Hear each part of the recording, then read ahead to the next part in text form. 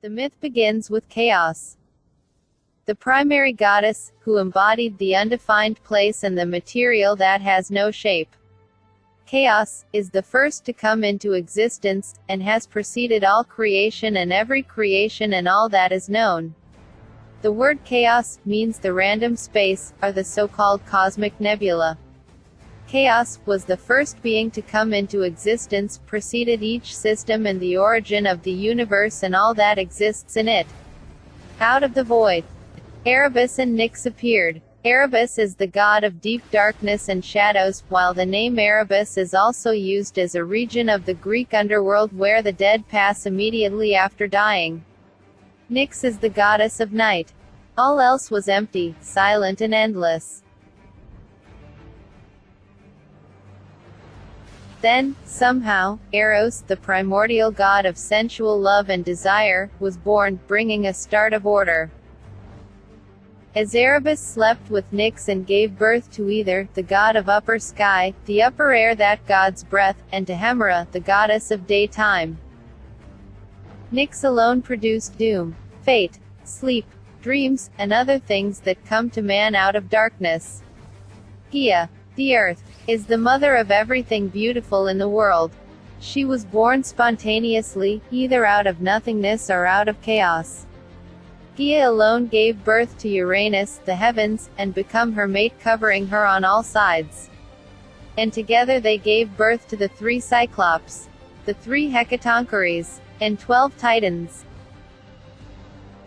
However, Uranus was a bad father and husband. He hated the Hecatoncheires, and imprisoned them into a hidden place of the earth, Gaia's womb. That angered Gaia, and she plotted against Uranus. She made a flint sickle and tried to get her children to attack Uranus. However, all were too afraid, but the youngest Titan, Cronus, was courage enough to attack his father. Gaia and Cronus set up an ambush of Uranus, as he lay with Gaia at night. Cronus raped his father and castrated him with the flint sickle, throwing the served genitals into the ocean. From his splint blood came the giants, the nymphs, and the Erinyes. From the sea foam where his genitals fell came Aphrodite, the goddess of beauty.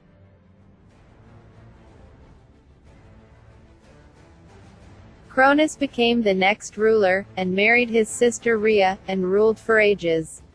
And imprisoned the Hecatoncheires with the Cyclopes in Tartarus, the underworld prison. But he had prophesied that he would overthrown by a son, and to avoid that he swallowed each of his children as they were born. Rhea was angry at the treatment of the children's, and plotted against Cronus. When it was time to give birth to her 6th child, she hid herself. Then, she left the child to be raised by the nymphs. And to conceal her act, she wrapped a stone in swaddling clothes and passed it off to Cronus to swallow. This child was Zeus. He grew into a handsome youth in Crete. Zeus consulted Métis, the goddess of magical cunning, on how to defeat Cronus. She prepared a drink for Cronus designed to make him vomit up the other children. Rhea convinced Cronus to accept his son Zeus as a cupbearer. And this gave Zeus the opportunity to slip Cronus the specially prepared drink, and it worked as planned. The other 5 children were successfully vomited up. Poseidon, Hades, Hera, Hesta and Demeter, being gods.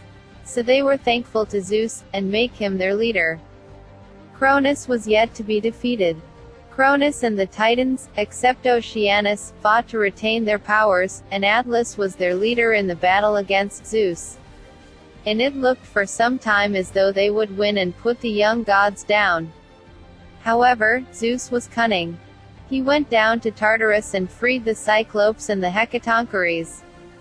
He returned to battle with his new allies. The Cyclopes provided Zeus with thunderbolts for weapons. Hades the helmet of invisibility, and Poseidon the trident. The Hecatoncheires set an ambush armed with boulders. Prometheus and his brother Epimetheus joined Zeus as well.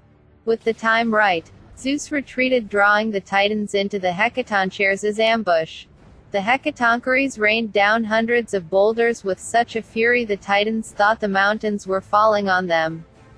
They broke and ran, giving Zeus victory. Zeus exiled the Titans who had fought against him into Tartarus.